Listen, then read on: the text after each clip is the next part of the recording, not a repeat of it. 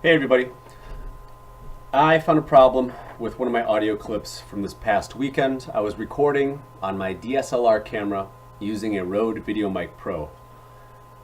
It turns out that the battery was weak in the Rode VideoMic Pro. I tested it before I left the house. It had a full charge, but I still was suffering from a high-pitched squealing, whining sound from the audio clip. So let's hear what it sounds like. So it's pretty disruptive, and it's through the length of the entire audio clip, and it would be on every single audio clip of every single video clip that I recorded that weekend.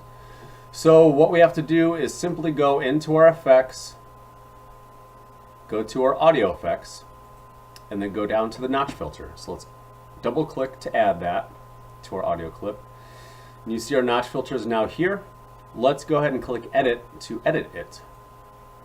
I'm going to move this out of the way here. This is our notch filter dialog box. I'll press play to start the clip again. Lights aren't purple. And we have found this sharp spike right here, which is where that sound frequency is coming from. So you get 6 notches to choose from. Select any of the 6 notches over to where that spike is coming from, and then create your own inverted spike to suppress that sound signal.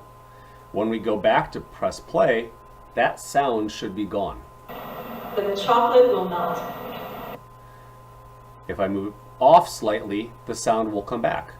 If crabs aren't cockroaches, if I move it back over, then my nail polish will crack. It's gone. If dogs are... So as you hear, the sound clip is much more tolerable. Now we can go along trying to tackle issues of ambient noise in the background, fans running, air conditioners, etc. So hopefully this helps you out and you can salvage your audio without having to, hopefully not have to re-record, which in some instances you definitely can't. Like I can't go back and re-record that event. It already happened. So this is definitely a lifesaver for me. Hopefully it's a lifesaver for you as well.